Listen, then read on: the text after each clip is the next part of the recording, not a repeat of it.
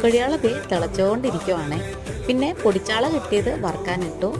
ഒരു അയലക്കുട്ടി ഉണ്ടായിരുന്നു, അതും കൂടി ഇതേ ഇട്ട് കൊടുത്തിട്ടുണ്ട്. ഇവിടെ മീൻ വറുക്കുന്നു. അപ്പുറത്തെ ഗ്യാസിൽ നല്ല അടിപൊളിയായിട്ട് എണ്ണയൊക്കെ തെളിഞ്ഞ് മീനും റെഡിയായിട്ടുണ്ട്. ലാസ്റ്റ് കുറച്ച് കറിവേപ്പിലയും കൂടി വിതറി കൊടുക്കാം. 3 കുട്ടി മാങ്ങ കിട്ടിയിട്ടുണ്ടായിരുന്നു. അതിലേക്ക് കുറച്ച് മഞ്ഞൾപ്പൊടിയും ഉപ്പും കുറച്ച് എരിവുള്ള മുളക് പൊടിയും കായ്പ്പൊടിയും ഉലുവാപ്പൊടിയും ഇട്ട് കൊടുത്തിട്ടുണ്ട്. പിന്നെ കുറച്ച് നല്ലെണ്ണ ഇങ്ങനെ ചൂടാക്കിയിട്ട് ഇതിലേക്ക് അങ്ങ് ഒഴിച്ചു കൊടുത്തു. ഒരു ഉടായ്പ മാങ്ങാച്ചാറും റെഡി ആയിട്ടുണ്ട്. ഇനി നമുക്ക് ഊണ് കഴിക്കാം. പിന്നെ രസം ഉണ്ടായിരുന്നു, വീഡിയോ എടുക്കില്ല. അങ്ങനത്തെ നമ്മൾ ഇത്തരം കറികളെല്ലാം കൂടി വെച്ച് കുശാലായിട്ട് കഴിക്കാൻ പോവുകയാണ്.